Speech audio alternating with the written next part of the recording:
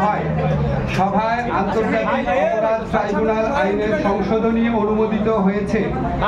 সংশোধনী অনুযায়ী আন্তর্জাতিক অপরাধ ট্রাইব্যুনাল কোনো রাজনৈতিক দল, তার অঙ্গ সংগঠন বা সমর্থক গোষ্ঠীকে শাস্তি দিতে পারবে।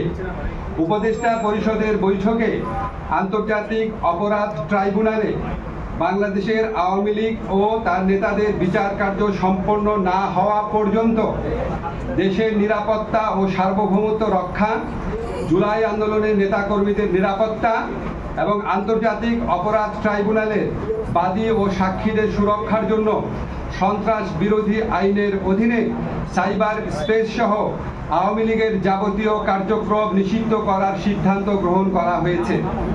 এ বিষয়ে প্রয়োজনীয় পরিপত্র পরবর্তী কর্মদিবসে জারি করা হবে।